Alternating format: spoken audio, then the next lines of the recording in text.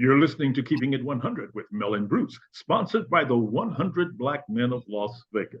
What they see is what they'll be. I'm Mel Tiller, your host. I'm thrilled to be with you. And my guest today, ladies and gentlemen, her name is Belinda Todd. Belinda, welcome to the show. It is such an honor to be here again. I'm so happy that you invited me. Yes, I had to invite you back. I've been looking forward to this. You have accomplished so much. Listen to this, ladies and gentlemen. After the age of 50, Beverly received a master's degree, not one, but two, one in divinity and one in English. She became an actor. She became a teacher in public school and on the college level. She became a yoga instructor. She's a writer. She's an author, a wife, a mother, mother-in-law, grandmother. She has done so much. And after 50 is the thing that absolutely floored me at a time when most people are ready to get to the front porch and sit in the rocking chair. Belinda is just smoking. I mean, getting all kinds of things done. We want to talk about when the world is full of people who have been procrastinating, and their main habit is procrastination. People who are hoping and wishing and dreaming and not getting things done, not fulfilling their dreams. You have accomplished so much and accomplished so much after the age of 50. Tell us how you did it.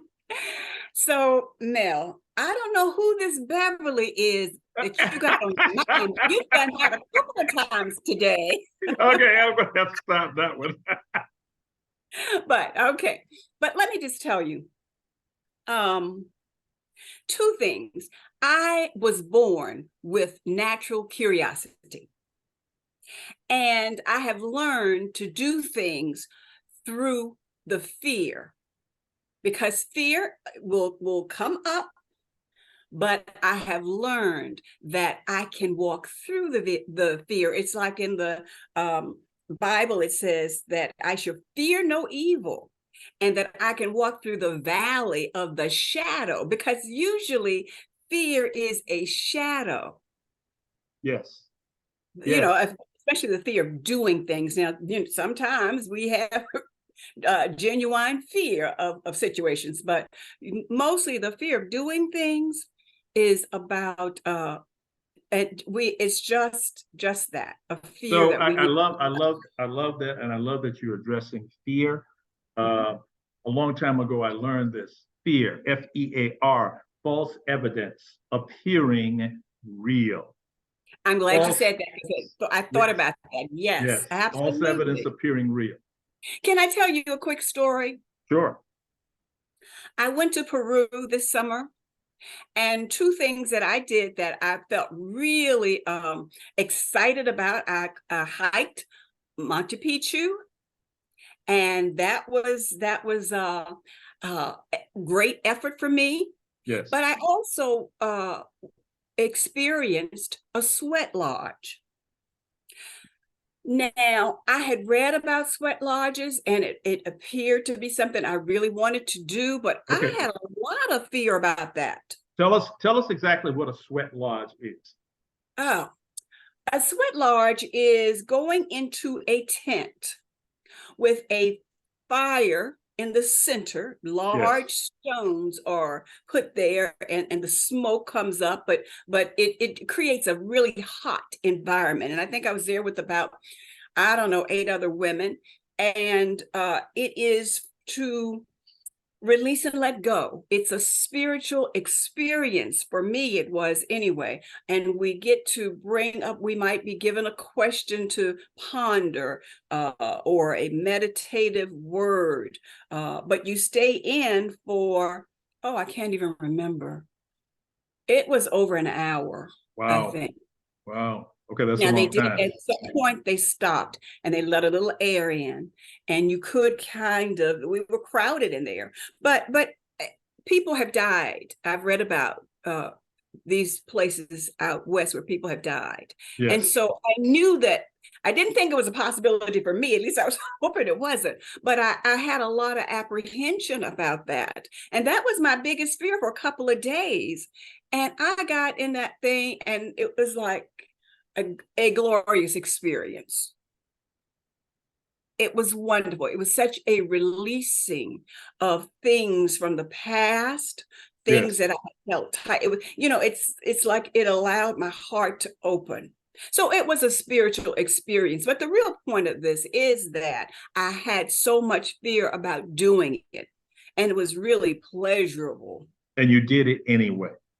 And I did it anyway. Yeah, yeah. So You mentioned. So one of the things, so let's stop just a second here. You talked about two very important things. Fear. How do you handle the fear? Listen, I want people to understand something. As you move through life, you will be afraid. It's a human, a natural kind of emotion that human beings have. There, you are going to be afraid. There are going to be some things that scare you. Now, understand that's okay. We have many people who are religious here, and they know about the story of Jesus in the Garden of Gethsemane. Okay, in the Garden of Gethsemane, Jesus Christ was afraid. Yes. So it's not a bad thing for you to be afraid. It's nothing that you should be ashamed of.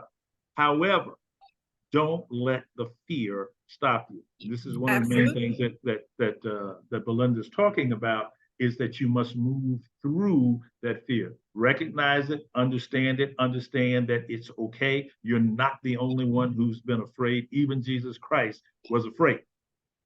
You still then have to move through. Yes.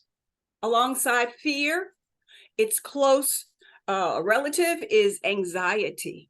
Yes. Yes. Now, so talk to us about how you deal with anxiety. I'll give you another example. All right. You mentioned I was an actor. Yes. I grew up in school being in plays, and I loved it. Even in college, I did plays. And I loved going to theater. So after the age of 50, when I was retired, a friend and I were talking, and I said, I would just love to be in a play. Well, when you put it out there, the universe answers. Yes. About a few days later, there was an ad in the paper saying they were doing auditions for a performance. I called the director and made an appointment for an audition. It was a Sunday afternoon about 3:00. I drove down to the theater and parked my car right there in front. And I sat there thinking, who do you think you are? Oh, wow. You are over 50 years old. They're going to laugh at you. And I was ready to just forget about it. However, my word is my bond. And I had made the appointment. So I thought, all right, I'm just going to go in. And I got the part. Now, another example of really walking through that thing. Don't let that stop you, because all of us, when we were little, we had dreams. Yes. We had imaginations. And oftentimes in life, we allow the challenges of life to block our dreams. Yes, we do. So I think I'm one who I always kept my dreams alive. I think in possibilities. Keeping that dream alive. So let's talk just a little bit more about anxiety. Anxiety happens when you look into the future, put your energy into the future, and imagine the big bad dragon. Imagine all the negative things that can happen. Understand now, nothing is happening to you right now. Nothing is going on right now, but you are imagining some grave evil that's going to eat you up sometime in the future. Yes, yes.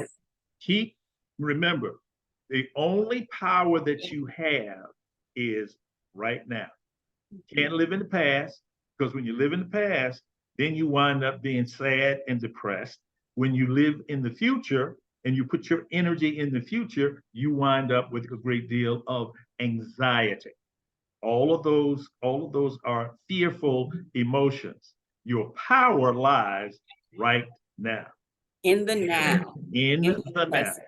In the present. Exactly. So when you focus on the now, your anxiety goes away, so does the depression and the sadness.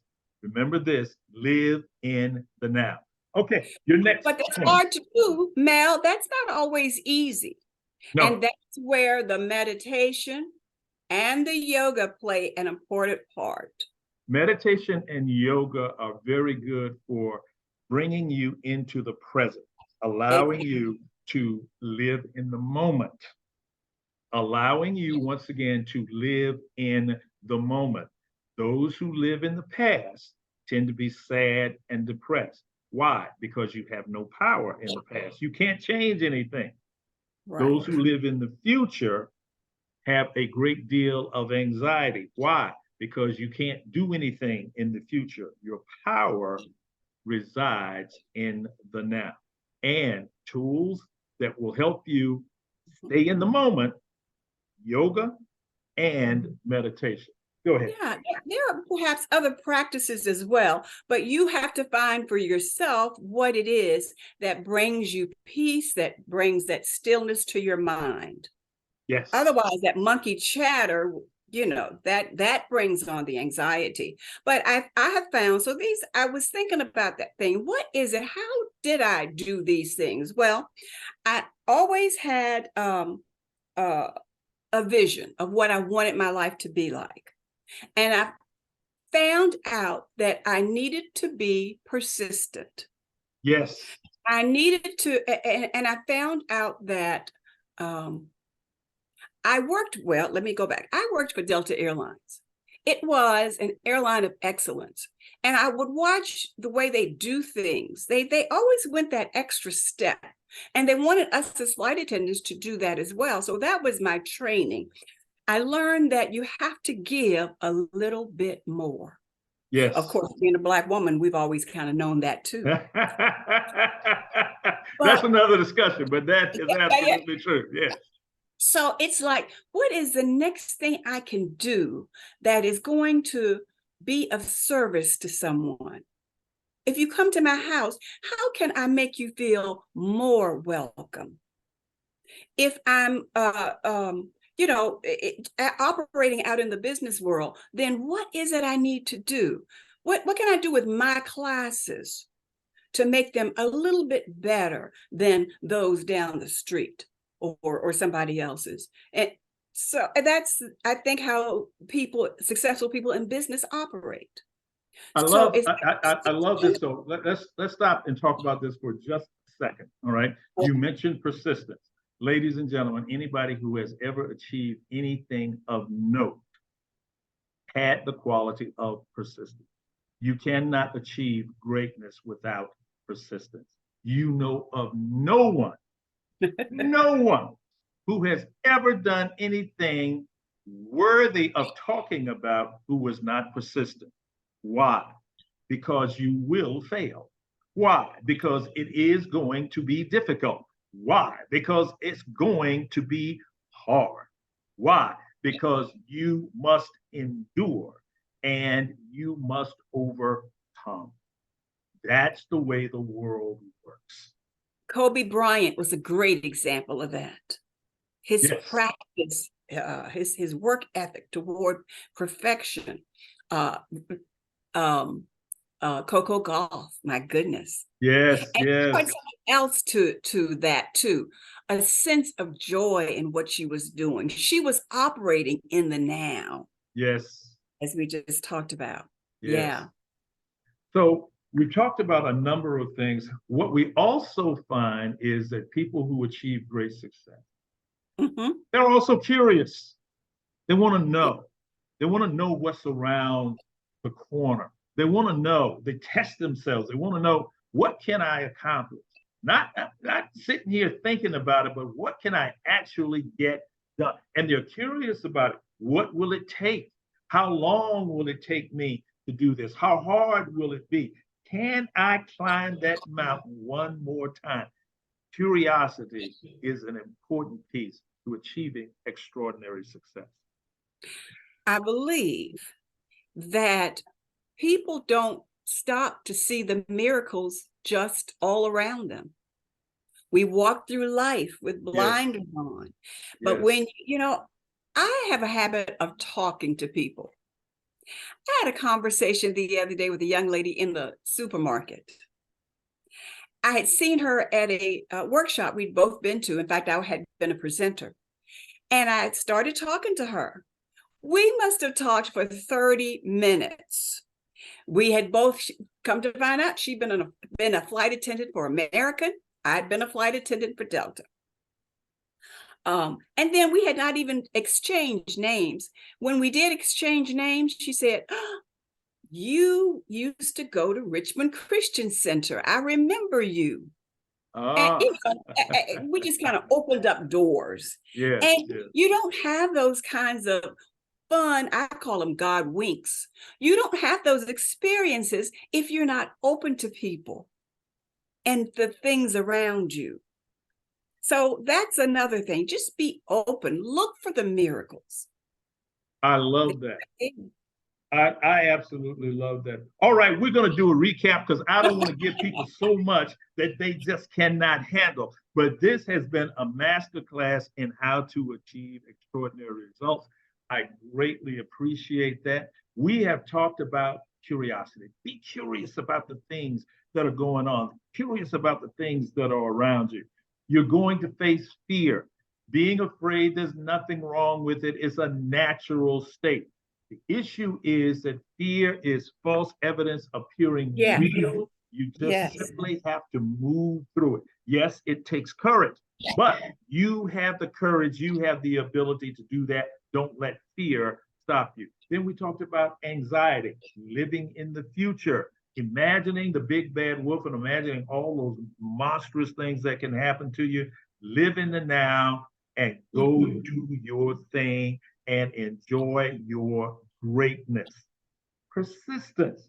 Every great individual has had this character of persistence. You must continue, continue, continue. Remember this, you have not failed unless you stop.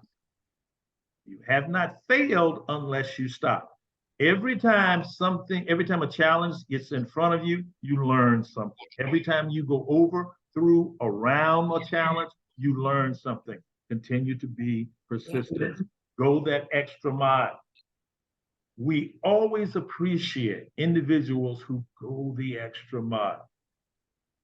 Belinda talked about the airlines. You know when you're on a rinky-dink airlines and they don't care and they're not doing very much, not giving you great service. You know when you get to those kinds of places.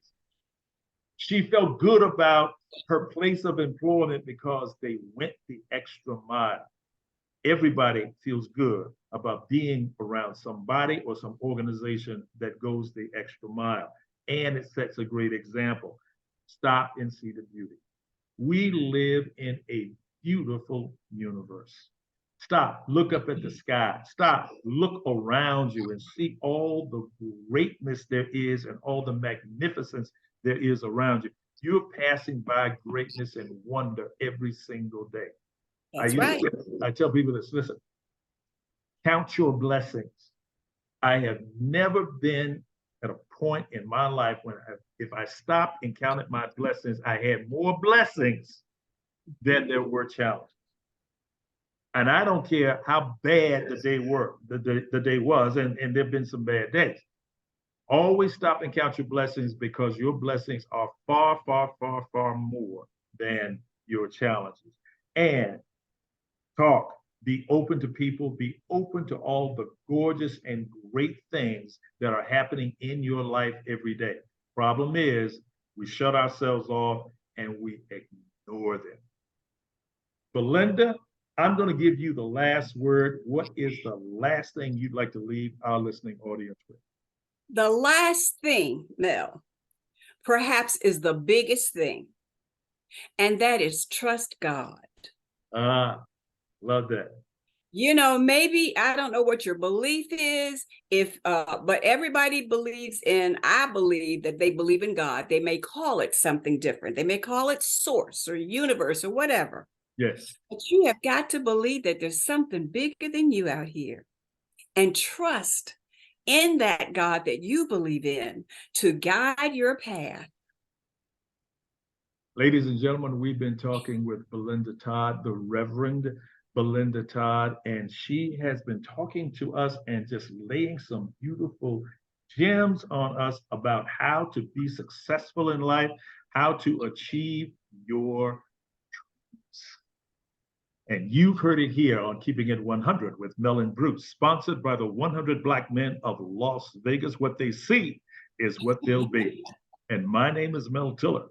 That's Keeping It 100. Thank you, Mel.